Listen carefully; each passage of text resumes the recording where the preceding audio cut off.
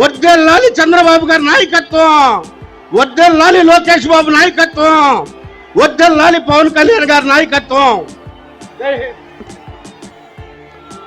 ధన్యవాదాలు బోస్. ఇప్పుడు శ్రీ ఖాజా గారు, సయ్యద్ ఖాజా 2 నిమిషాలు రండి భాయ్.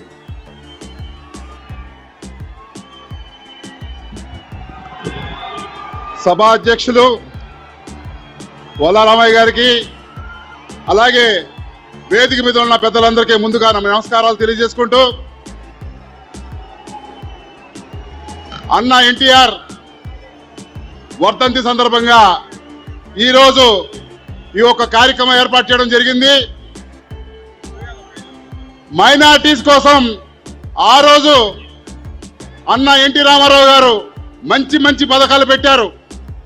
అలాగే ఒక మా నాయకుడు నారా చంద్రబాబు నాయుడు గారు ఎన్నో మంచి పథకాలు పెట్టారు. ఈ దుర్మార్గుడు జగన్మోహన్ రెడ్డి వచ్చిన తర్వాత మా పథకాలన్నీ తీసేశాడు. దుల్హన్ పథకం తీసేశాడు, దుకాన్ మకాన్ తీసేశాడు, అబ్దుల్ సలాం సావు కారణమయ్యాడు. ఇలాంటి దుర్మార్గుడు మాకు ఇవాళ ముఖ్యమంత్రిగా ఉన్నాడు. ఇలాంటి దుర్మార్గుడు ముఖ్యమంత్రి మాకు అవసరం లేదు. ఎంతో మందికి ముస్లిం సోదరులకి వేరే దేశాలకు వెళ్ళి చదువుకునే అవకాశం ఈ దేవుడు నారా చంద్రబాబు నాయుడు గారు 10 లక్షలు 15 లక్షలు వాళ్ళకి విదేశీ విద్య కోసం ఇచ్చారు. ముస్లిం సోదరులు వ్యాపారం చేసుకోవడం కోసం 2 లక్షలు 3 లక్షలు 4 లక్షలు వాళ్ళకి లోన్లు ఏర్పాటు చేశారు. దుల్హన్ పథకం ఇచ్చాడు, ఆర్ రంజాన్ తోఫా ఇచ్చాడు. ఈ దుర్మార్గుడు వచ్చి ఏమి ఇచ్చాడండి? మా ముస్లిం సోదరుల్ని అణగదొక్కటం, వాళ్ళ ఆస్తులను లాక్కోవటం, వాళ్ళకి ఇబ్బంది పెడతాం. ఇది తప్ప ఈ జగన్మోహన్ రెడ్డి మా ముస్లిం సోదరులకు చేసింది ఏమి లేదు. వాళ్ళ ఒక నాయకులు వచ్చి ఇంకోసారి జగన్మోహన్ రెడ్డికి ఓటు వేయమంటున్నారు. ఒరే కొడకల్లారా, మీకు ఎందుకు వేయాలరా ఓటు? మా అబ్దుల్ సలాం వాళ్ళకి చంపినందుకు మీకు ఓటు వేయాలరా? నా కొడకల్లారా, మీకు ఎందుకు వేయాలరా ఓటు? సుబానీ గారి పొలం లాక్కున్నందుకు మీకు ఓటు వేయాలరా? సబీనాకి రేప్ చేసినందుకు మీకు ఓటు వేయాలరా? కొడకల్లారా, ఎందుకు వేయాలరా మీకు ఓటు? నేను మా ముస్లిం సోదరులకి, మైనార్టీ సోదరులందరికీ పేరు పేరున తెలియపరిచేది ఒకటే, ఏ నా కొడుకైనా వచ్చి మైనార్టీ సోదరుకి జోలికి వస్తే చెప్పండి, ఖాజా ఉన్నాడు నా కొడకల్లారా, మీ తాడెత్తేస్తాడని చెప్పండి. ఈ జిల్లాలో ఏమైనా సరే నా ప్రాణం అడ్డ వేసి మా మైనార్టీ సోదరుల్ని నారా చంద్రబాబు నాయుడు గారి ద్వారా మీ అందరికీ రక్షణగా నేను ఉంటాను. జగన్మోహన్ రెడ్డి బాబు గారికి ఏం చేయలేపాడు.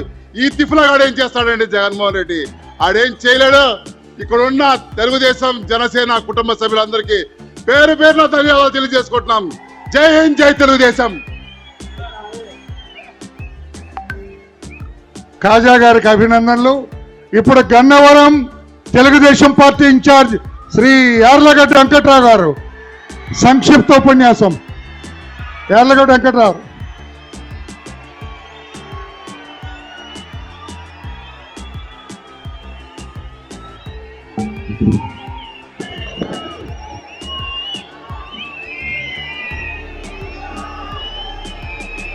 వేదిక మీద ఉన్న తెలుగుదేశం పార్టీ నాయకులందరికీ, అలాగే వేదిక మీద ఉన్న తెలుగుదేశం పార్టీ కుటుంబ సభ్యులందరికీ నా హృదయపూర్వక నమస్కారాలు తెలియజేస్తూ, అందరికీ నమస్కారం. ఈరోజు మహానుభావుడు ఎన్టీ రామారావు గారి వర్ధంతి సందర్భంగా ఆ మహనీయుడికి నివాళులర్పిస్తూ ఒక్క మాటలో చెప్పాలంటే, అంబేద్కర్ గారు మాటల్లో నీ కోసం జీవిస్తే నీలో నీ మిగిలిపోతావు, జనం కోసం జీవిస్తే జనం మధ్యలో నిలిచిపోతావు అన్నదానికి నిలువెత్తు ఉదాహరణ స్వర్గీయ నందమూరి తారక రామారావు అంటే ఏమాత్రం అతిశయోక్తి లేదు. అభిమానానికి హద్దులు సరిహద్దులు ఉండవు. ఎందుకు అభిమానిస్తావు ఒక మనిషి దానికి లాజిక్లు రీజన్లు ఏమి ఉండవు. మన తాత ముత్తాతలు జన్మనిచ్చి ఆస్తులు ఇచ్చిన చాలా మందికి మన తాత ముత్తాతల జయంతి వర్ధంతులు గుర్తుండవు.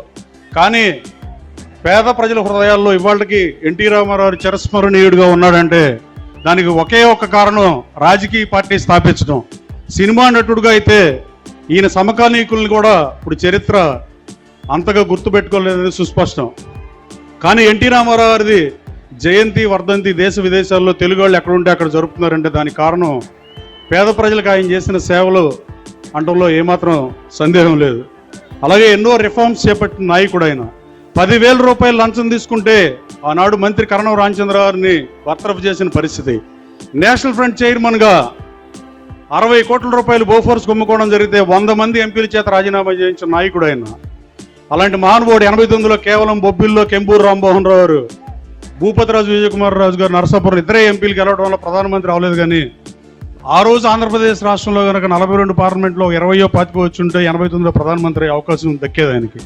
దురదృష్టవశాత్తు ఆయన అది అవని పరిస్థితి. అలాగే ఈ మధ్య కాలంలో చంద్రబాబు నాయుడు గారు అక్రమ అరెస్ట్ తర్వాత ఆయన అరెస్ట్ చేసిన రోజే పవన్ కళ్యాణ్ గారు హైదరాబాద్ నుంచి బయలుదేరి ఈ రాష్ట్ర సరిహద్దుల్లోకి వస్తుంటే ఆపిన పరిస్థితి. నేను తెలుగుదేశం పార్టీ ఇన్ఛార్జ్ కొన్న అప్పుడు పొత్తు లేకపోయినా చంద్రబాబు గారి కోసం పవన్ కళ్యాణ్ గారు వస్తున్నాడని నేను కూడా ఇల్లు ఆయనకి సంఘీభావం ప్రకటించా కోదాడ దగ్గర. అలాగే జైలు దగ్గర కూడా చంద్రబాబు గారిని కలిసి బయటకు వచ్చిన అనంతరం ఎమోషన్స్ ముఖ్యం రాజకీయ నాయకుడికి. ఎవరికైనా ప్రజలకు ఏమైనా చేయాలంటే బయటకు వచ్చి మేనమేషాలు లెక్క పెట్టకుండా నాకు ఎన్ని సీట్లు ఇస్తారని అడగకుండా ఈ బేషరతుగా చంద్రబాబు నాయుడు గారితో కలిసి తెలుగుదేశం పార్టీతో కలిసి పోటీ చేస్తున్న పవన్ కళ్యాణ్ గారిని మనందరం మనస్ఫూర్తిగా అభినందించాల్సిన అవసరం ఉందని నేను భావిస్తున్నా. అలాగే ఉమ్మడి రాష్ట్రంలో చాలా మంది పాదయాత్రలు చేశారు.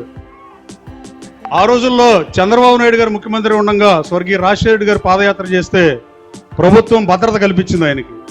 అలాగే తర్వాత అభ్యంతరాలు ప్రకటించి అడుగడుగున అవరోధాలు కల్పించి ఆయన ఇబ్బందులు పెట్టిన పరిస్థితి మనం చూసాం. జనవరి 26కు ముందు లోకేష్ వేరు, జనవరి 26 తర్వాత లోకేష్ బాబు వేరు అంటే ఏమాత్రం సంశయం లేదు. దీనిలో ప్రజల యాక్సెప్టెన్స్ వచ్చింది. రాబోయే కాలంలో ఈ రాష్ట్రానికి కొన్నేళ్ళు దిశ నడిపించడానికి లోకేష్ సంసిద్ధుడయ్యాడు అనడంలో ఏమాత్రం సందేహం లేదు. అది జగన్మోహన్ రెడ్డి ప్రభుత్వం కల్పించిన ఆటంకాల వల్ల, ప్రజా సమస్యలు నేరుగా తెలుసుకోవడం వల్ల, 3000 కిలోమీటర్లు పాదయాత్ర చేయటం వల్ల అని నేను భావిస్తున్నాను.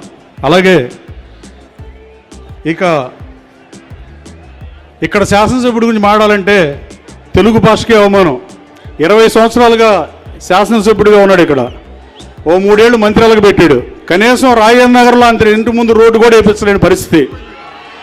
సినిమాకి సెన్సార్ ఉన్నట్టు మీడియాకు కూడా సెన్సార్ ఉంటే ఈ మనిషి అసలు ప్రపంచానికి తెలిసేవాడే కాదు. ఆ భాష మీడియాకి సెన్సార్ లేకపోవడం వల్ల ఇతను మాట్లాడినట్టు బూతులు తిడటం వల్ల బయటికి వెళ్ళిన పరిస్థితి. మా పెదనాన్న గారిది గుడివాడ అవటం వల్ల నాకు చిన్నప్పటి నుంచి అతను కూడా నాకు తెలుసు. అలాగే గుడివాడ నియోజకవర్గంలో కూడా నాకు చాలామంది చిరపరిచితులు ఉన్నారు. ఈ మనిషి నన్ను రాజకీయాల్లోకి జగన్మోహన్ గారి దగ్గర తీసుకెళ్లి పెనమలూరు సీట్ ఇస్తారంటే నేను వస్తే అమెరికా నుంచి గన్నవరం తీసుకెళ్ళి గన్నవరంలో నేను బాగా చూసుకుంటానని చెప్పి జగన్మోహన్ రెడ్డితో చెప్పించి తర్వాత నేను స్వల్ప ఓట్ల తేడా దాదాపు 300 ఓట్లు తక్కువ తేడాతో ఓడిపోతే నా ప్రత్యర్థినే తెలుగుదేశం పార్టీలో నుంచి వైఎస్ఆర్ కాంగ్రెస్ పార్టీలో తీసుకొచ్చి నా కేడీసీసీ బ్యాంక్ చైర్మన్ పదవిని దేశంలోనే నెంబర్ 1 స్థానంలో నిలిపితే దాన్ని కూడా తీసేసి వెన్నుపోటు పొడిచిన పరిస్థితి. నేను అతనికి ఎన్నికలు ఎలా ఉపయోగపడడానికి గుడివాడ ప్రజలకు చాలామందికి తెలుసు. నేను అతనికి అన్నం పెడితే నాకు సున్నం పెట్టాడు సోదరులారా. కేసీఆర్ గారు కాలు ఇరిగితే జగన్మోహన్ రెడ్డి గారు వెళ్ళి పలకరించాయంట. ఇతను రేవంత్ రెడ్డి గారికి కూడా కాలు ఇరిగితే వెళ్ళి పలకరిస్తాడు జగన్మోహన్ రెడ్డి అంటున్నాయంటే అతనిలో ఎంత అమానవీయ కోణం దాగుందో మీరు ఆలోచించి ఇతని గురించి ఎంత తక్కువ మాడుకుంటే అంత బెటర్ అని నేను భావిస్తున్నాను సోదరులారా. అలాగే ప్రస్తుతం రాష్ట్రంలో రొటేషన్ పద్ధతిని అమలు చేస్తున్నాడు ముఖ్యమంత్రి. రాజీవ్ గాంధీ గారు 87, 88లో రొటేషన్ డీలిమిటేషన్ 2 పెడదాం అనుకుంటే లోక్సభలో డీలిమిటేషన్ ఒకటే పెట్టి నంది అల్లయ్య గారు ఎస్సీ ఎంపీలు వెళ్ళి మేము ఎక్కడ పెడితే అక్కడ పోటీ